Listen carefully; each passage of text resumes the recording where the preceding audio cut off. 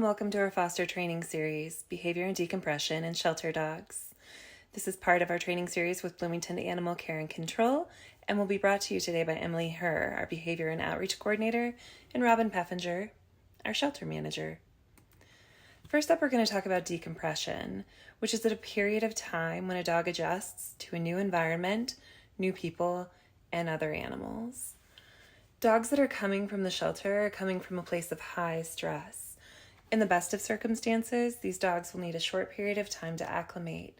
However, when we're looking at dogs that haven't been afforded ideal socialization, decompression can look quite a bit different. When a dog is under-socialized and has also experienced trauma, it will experience a stunted development. Dogs have a finite socialization period, which closes around 5 months of age. Next up, they'll go through a secondary fear period where negative or scary experiences can instill fear into adulthood. Their brains go through significant changes during these periods, and these changes can impact their perception, their thoughts, emotions, behaviors, and how they'll make decisions. They'll start to have physiological responses such as their heart rate, hormones, and digestion being affected. When working with these dogs, it's critical to remember that their trauma-based fear responses are not choices that they're making. Rehabilitation, working alongside these dogs to grow their lives, can, and more often than not, does help. Recognizing fear triggers requires us humans to really think of the world around us. Triggers can include smells, sounds, shadows, or even inanimate objects, as demonstrated by my very well-adjusted dog, Millie, who you can see losing her mind over a brand new mural of a cartoon man on the Beeline Trail. She had walked by this before without an issue, and this simple piece of artwork had her barking, lunging, backing away, and very quickly reaching her threshold. So yeah, triggers can be seemingly innocuous things. It's best to always be prepared for fearful reactions. This is especially important since under-socialized dogs don't always know how to behave, eat, communicate, or even sleep like a regular dog. Speaking of, this is where having a social dog-friendly dog in your home can do a world of good. Social dogs are the absolute best teachers on how to do normal dog things, and we can't tell you how many shelter dogs have benefited from a very good foster brother or sister. We can't talk about fear responses and being prepared for them without talking about trigger stacking. This is where a dog experiences multiple events in a short period of time without the needed time to calm down in between. In looking at this picture of just a normal street scene, your foster dog would be encountering a noisy city bus, another dog, a man, and reflections in a window. For a dog that is afraid of men and loud noises, encountering a bus and a man so closely together could be problematic. A trigger-stacked dog can react strongly to minor stressors. For more severely affected dogs, it can take them actual days to get back to baseline cortisol levels. It's important that once you're seeing the dog start to react poorly without recovering, that you back off of whatever you're doing and get them back to comfort as soon as possible. Decompression timelines can look different for every dog. Some dogs will need little in the way of decompression. For these dogs, simply having access to a crate in a quiet room can be enough. Dogs that are easily over-aroused or overwhelmed will benefit from a more structured time. In addition to having access to a quiet space in your home, getting time with some treats, toys, or a Kong in that quiet space can go a long way in getting them back to baseline. Always follow the cues that the dog is giving you, and this can be tricky sometimes because it's totally normal to want to give love nonstop. But just remember that sometimes that love can make them uncomfortable, so backing out of their space a little bit can be very beneficial. Remember not to introduce your foster to new humans until they're acclimated to you.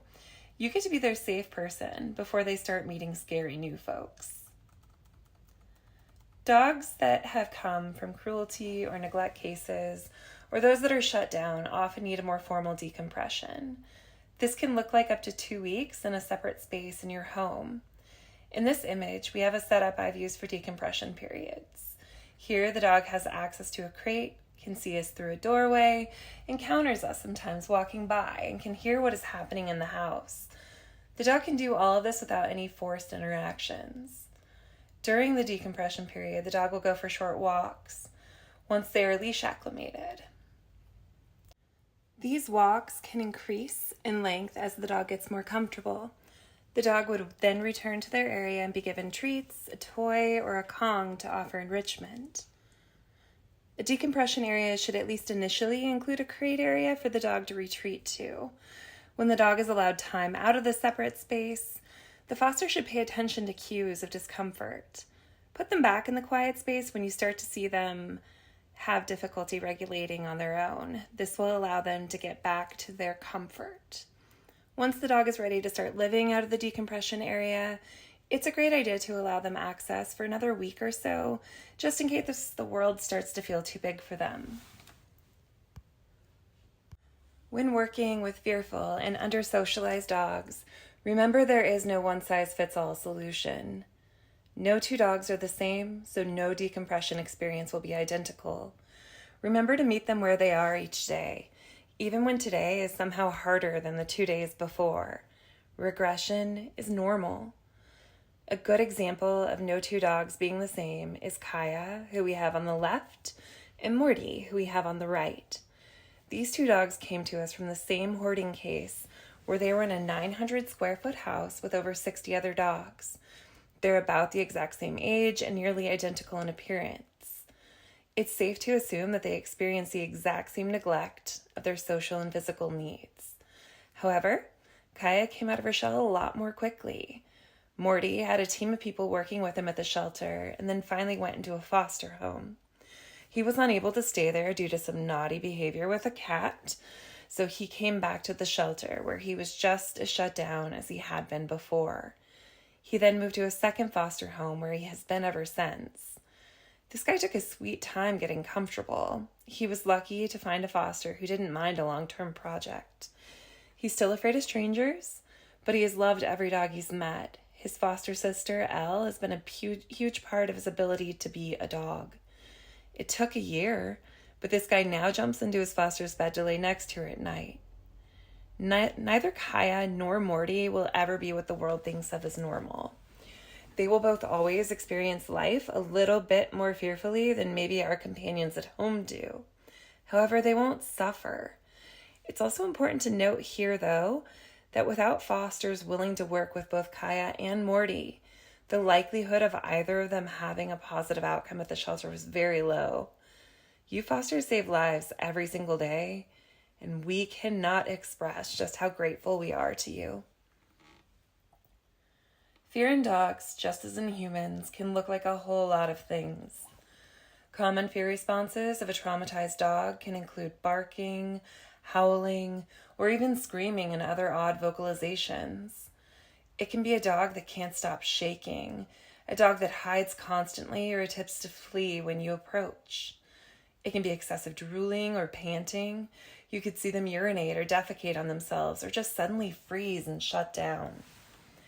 I can't tell you how many times our very dedicated staff start working with a shutdown dog and their first interaction involves the dog defecating before a slip lead even gets to their body. When this happens, we back off, we offer treats, and we come back later because we know that some serious fear and the animal is so over threshold that they're not in the right place to be helped in that moment. Remember that regardless of how these responses make us feel, it is best to give the dog space to work through the fear episode on their own. Attempting to console them through physical contact can actually worsen the experience for them. A better option is to give them access to a calm, safe space, a tasty treat, and then remove yourself from the situation. We know this is a big ask because the need to comfort runs so deep in people who love animals. We appreciate you being willing to give it a try. Some general tips in working with fearful or under-socialized dogs revolve around being aware of yourself. Pay attention to your eyes. Are you providing non-threatening eye contact? If not, avert your eyes. Blink more than feels normal or look at their ears or cheeks instead. Are you using non-threatening vocalizations? Certain tones and cadences can cause dogs to freeze or back away. Look out for these and then stop using them. Offer them the kind of talk that works for them and tell other people interacting with them to do the same. Is your posture non-threatening? Stand or sit straight to avoid putting leaning pressure on the dog. This allows the dog to come to you. One of our staff demonstrates this nicely in the image on the screen. They're leaning to the side of it to get low enough to offer a treat. They aren't in any danger of entering the dog's space, and at this point they're allowing the dog to decide if they want to move in closer or not. Be mindful of no touch zones on dogs, and always remember to use gentle pressure, especially with our fearful dogs. Lessen your spatial pressure by turning or moving your body away to give them space. And finally, and this is a big one, be aware of your mood. If you're anxious, angry, or scared, your foster dog will pick up on it, and it can impact them a lot more than you might think. Counter conditioning is a behavior modification technique that aims to replace an unwanted response to stimulus with a desired response. When using counter conditioning, be sure to avoid flooding. Gradually expose the dog at a low and safe intensity that doesn't negatively affect them. Flooding the dog, which is going too big, too fast, will only succeed in reaffirming their fear response. An example of counter conditioning could be acclimating a dog to being around bikes. In this slide, we have a normal, relaxed dog, but when she's around a bike, she becomes scared. So we know this dog likes hot dogs. They make her happy. So where we are going to be in situations where we might encounter bikes, we always have hot dogs on hand. That way, when we see a bike, we immediately offer a hot dog. We do this at a low and safe intensity until we start to see her reacting happily or positively when encountering bikes. In this circumstance, happy could look like being able to continue walking on a leash by a bike without lunging towards or barking at the bike. Now we're going to talk about bite prevention, preventing bites through understanding body language. Through their behavior, dogs almost always warn before they bite. Understanding and interpreting their warning signs will help to prevent many of these bites from happening. Relaxed and socially sound dogs will have a loose body posture, open mouth, relaxed or forward ears, and a neutral tail that is at spine level with soft eyes to match. Breaking down the neutral body language. The ears are up, the posture is relaxed, the tail is dropped or wagging casually. The eyes and facial expressions are soft. Nervous, fearful, or stressed dogs. A dog will almost always warn through body language that they are becoming anxious and maybe getting uncomfortable and may bite. These early warning signs means that we should stop what we are doing. These are commonly called calming signals.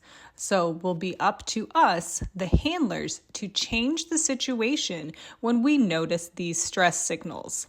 Some early warning signs a dog may be becoming stressed include whale eyeing, which means we can see the whites of the dog's eyes, pinned ears, the ears may be tucked tightly to the head, a tucked tail, yawning, lip licking, licking. Licking does not always mean that the dog is expressing their comfort with you. It is important to assess the dog's entire body language and note whether or not that licking may be important or it is a calming signal and the dog is asking you for more space. Blinking is another calming signal, a withdrawn body or hunched back, or a gaze that is averted.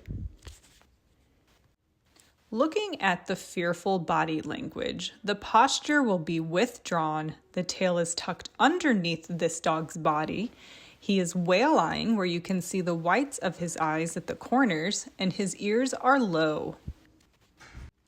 All of these signals together would say that this is a very fearful dog, and we need to give them space. There are some dogs who may escalate to aggressive behavior. When dogs continue to feel anxious and their calming signals have been ignored, they may send further signals to show that they are anxious, and they may even bite. They may be acting defensively or offensively. Either way, they are clearly saying, back away from me, and a bite may happen at any time. One thing that is important to remember is that there are most always signals to indicate a dog is uncomfortable, and that the bite that happens today was likely being prepared for many, many days in advance. So it is important to understand what these signals are. Dogs who may escalate their behavior often have a stiff and rigid body, a tail that is in a high position well above spine level or that is pinging sharply back and forth. They may have a hard stare, a forward body. They may be piloerect, which means their hair is standing up between their shoulder blades and the base of their tail. Their ears may be forward. They may have exposed teeth. Their lips may be curled. Their body may freeze, and they may vocalize through growling. So there's a lot of different indicators here that will tell us if the dog is escalating their behavior. Looking at the aggressive dog body language slide, we can clearly see that this dog is communicating very clearly. His teeth are exposed. He may be growling or he may not be growling. His tail is stiff or wagging urgently. The ears are forward, attentive. The eyes are very focused and intense, and the posture is rigid and a forward stance. And now we will discuss stranger danger and reactivity. Dogs who have stranger danger are fearful or reactive to new people or other animals, often due to the lack of socialization or improper socialization at a crucial development period. These reactions can occur at home, on walks, or anywhere else in public. Common reactions are fight, flight, freeze, or fidget. And now we will discuss those behaviors. The fight response is one of the most common and misunderstood fear reactions in dogs. When a dog perceives a threat in their environment, they may react by barking, growling, or lunging as a way to get the threat to move farther away from them. It is essential to remember that this reaction isn't necessarily an indication of an inherently aggressive dog, but is a response to fear of a perceived threat. When working with a dog who is displaying a fight-fear response, it is important to avoid any aversive training methods or the use of punishment. Using these tactics can exacerbate the fear, making the response worse. Instead, use positive reinforcement training methods to work on changing the dog's emotional response to the stimulus that invokes fear. When we talk about aversive training methods, these methods would include choke collars, prong collars, e-collars, also known as electric collars, anything that is going to add fear, pain, stress, anything that could cause a dog to be uncomfortable would be considered an aversive training method. The flight response is another common fear response that you have most likely seen with your foster dog or another dog. When a dog is frightened, they may instinctively try to escape from the perceived threat by quickly moving away. This might look like running away, hiding, or seeking a safe space to retreat. Dogs will also display body language that indicates fear and appeasement, including a tucked tail, low body posture, ears back, whale eye, lip licking, etc. Dogs who display this response should not be forced to interact with or be in an environment with whatever they deem threatening. Instead, use counter-conditioning and desensitization techniques to gradually build the dog's confidence and comfort level in the presence of fear-inducing stimulus. If we opt not to change the situation for the dog and keep them in those environments that are overstimulating, that are causing a flight response, that would be called a technique of flooding. And flooding is really hard for dogs to process. They are often overstimulated, and they're offering all these appeasement behaviors to try to get out of these situations, but they cannot. So we are flooding them with stimulus that is too much for them. The freeze response is where a dog will remain completely still in the presence of a perceived threat with the hope that it will move past them without even noticing them. Dogs may also exhibit this response when they are unsure of how to react or if they feel trapped. The dog will likely have a tense body, will avoid making eye contact, have tight lips, and their ears will likely be pinned back. Dogs displaying this fear response should not be forced to move, as this can exacerbate their fear. Instead, do your best to remove the trigger that is causing them fear. You can provide them with comfort items, you may play white noise, or you may simply give them space. The fidget response is a less commonly recognized fear response. When a dog exhibits fidget response, they display restlessness, nervousness, and often displacement behaviors like excessive scratching, yawning, lip licking, whining, or pacing.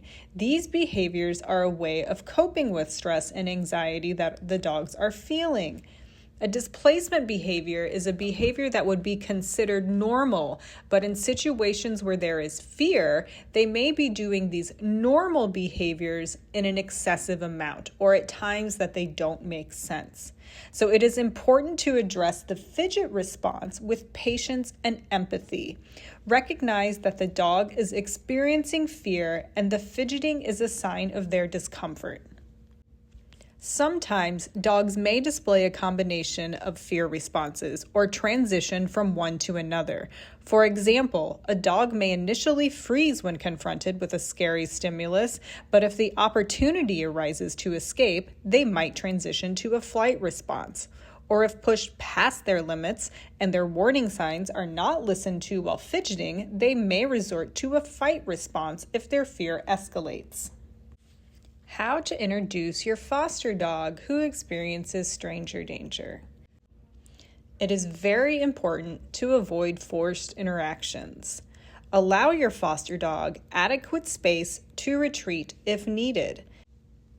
Pay extremely close attention to your foster dog's body language and stop or continue the introduction based on their stress levels. Use high-value treats to engage in treat and retreat, which is a game we will discuss momentarily. And remember that slow progress is still progress, and to celebrate the small victories. Treat and retreat is a very easy yet effective game that we can use with fearful dogs, shy dogs, or dogs who may be just a little bit socially awkward. Treat and retreat is about teaching the dog a skill set that promotes confidence. The key aspects of treat and retreat, they are dog-centric, they are force-free, and it uses positive reinforcement. The next slide has a video presentation about the game treat and retreat. One thing that is important to remember in this slide while you're watching it is that the dog does take food from her hand, so she's skipped a couple steps to get to that point. That is not something we would recommend doing as you are teaching this game to your new foster dog. I'm going to do a couple of hand feedings, but keep him moving around.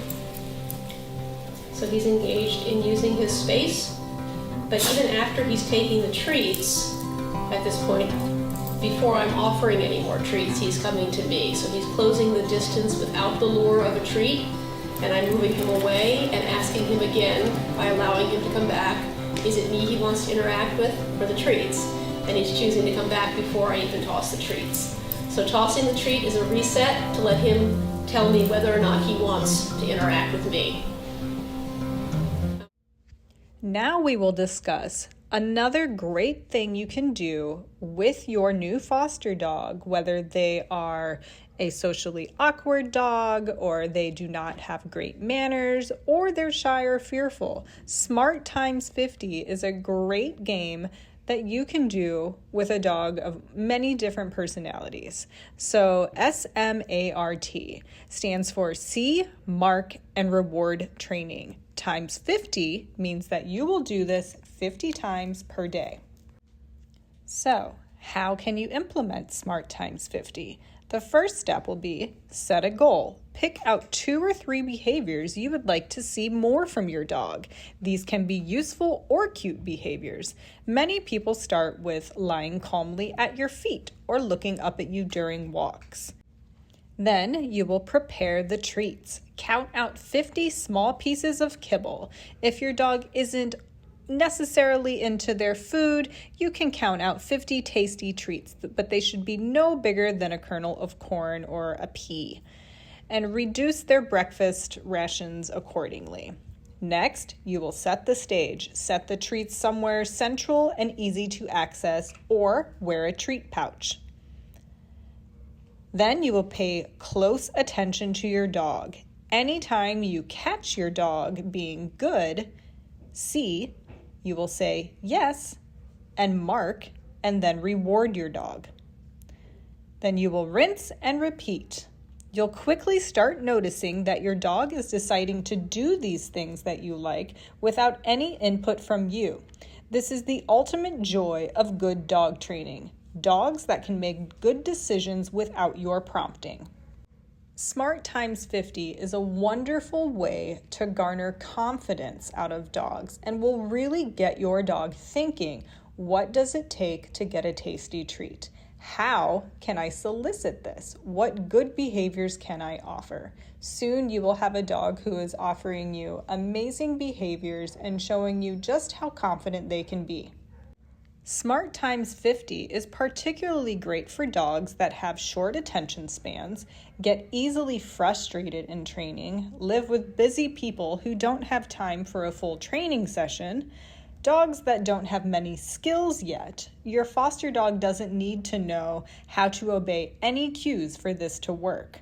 Or dogs that have maybe some naughty habits. Smart times 50 helps you see the good in your foster dog. And dogs who are not very confident. Smart times 50 gives your foster dog some agency and control over their life, and you get to reward their awesome decisions. One of the very valuable tools that we use at Bloomington Animal Care and Control with our behavior dogs are behavioral pharmaceuticals. When we use medications for shelter dogs, we're using them to either address an immediate welfare concern. This is going to be to improve adaptability and help the animal with a smoother transition to an adoptive home. And also in those cases, we're going to use short-term medications. At our shelter, we use trazodone and gabapentin. We are also going to use medications to address behavior disorders. So again, we're going to look at improving welfare for the animal, but now we're looking at both short and long term. We are going to also improve adaptability in less adaptable dogs, and this is going to allow for pets to stay in their homes long term. At our shelter, we are only generally going to be using either fluoxetine, which is Prozac, or Buspar. We will use other medications if prescribed by a veterinarian, but those are the two that we are the most comfortable with providing. Our basic pharmaceutical guidelines include always having a goal to decrease reactivity, lessen kennel stress, and or make behavior or environmental modifications easier. It's really important with pharmaceuticals to remember that they don't change the pet's behavior. They're going to modify an underlying emotional state that is contributing to the problem that we're seeing. Behavior modification should always be taking place alongside medication administration. Medications can be used after considering their risk, both to the animal and the community, and then also the current resources available to the shelter. Resources can include the space and time we have for the medication to be effective. Cost is always going to be considered in treatment. And then, is the animal responding well medically to the medication? We're going to monitor them for appetite, lethargy, increased aggression, or excessive urination. The short-term medications we use again are trazodone and gabapentin. Trazodone is a serotonin antagonist and reuptake inhibitor. It's first tier for kennel stress here at the shelter, and it started when they're highly stressed at intake or when we note deterioration evident in the kennels. Trazodone has minimal side effects, though gastrointestinal issues can be common, and then there is no weaning period, which makes it especially adoption friendly. Gabapentin is an anticonvulsant and neuropathic analgesic. It is our first tier for fear-based anxiety, and generally we're going to start it when trazodone doesn't work, a vet recommends it, or the anxiety appears to be fear-based. The side effects are minimal but can include ataxia and sedation. In circumstances where we would be seeing the animal experience ataxia, which is a loss of muscle coordination, we would generally opt to stop using gabapentin for that particular dog. There is no weaning period for gabapentin as well, which makes it adoption friendly too. I will say though that with both trazodone and gabapentin, we often find that it is beneficial to send some into the adoptive home. So while we do not always approve foster to adopt for the purpose of sending home these medications, it is certainly something we have done numerous times and are always happy to discuss doing for any of our dogs going into their adoptive homes. Long-term medications that we use at the shelter, one of them again is fluoxetine, which is Prozac. That is a selective serotonin reuptake inhibitor. We start Prozac when an animal arrives at a shelter with an active prescription, or if we are working with them and their behaviors appear to be really long-term. So we're looking at significant reactivity or separation anxiety. Common side effects of fluoxetine can be inappetence, irritability, and sleepiness. It takes 4 weeks to be effective. So generally, if we are starting a dog on fluoxetine, they're also going to be likely on trazodone while they're at the shelter as their body starts to accumulate the necessary levels of fluoxetine in their system. These animals are going to be adopted as foster to adopt, and we're going to send home 1 month's worth of the medication, and then we're going to advise the adopter to speak with their veterinarian about continuing the prescription and or weaning the animal off of the medication. Another long-term medication is Buspar, which is an anxiolytic. This medication is started, again, when an animal comes to us with an active prescription, if their behaviors appear to be long-term. These are going to be animals, though, that have significant stranger danger, shut-down behaviors that don't improve. Side effects are pretty uncommon. This is generally viewed as one of the very safe medications to use. It can be used as an add-on medication with other SSRIs. And then animals who we have started on Buspar are going to be adopted as part of our foster to adopt program as well. Again, we'll send them home with a 1-month dosage, and we will advise the foster to speak with their veterinarian about continuing the medication or weaning the animal off of it. That is the end of our presentation today. If you find yourself with additional questions about behaviors with your foster animals, please reach out to Emily Herr, our behaviorist here at Bloomington Animal Care and Control. You can email her at herre@bloomington.in.gov. Thank you again for taking the time today to learn about our foster dogs.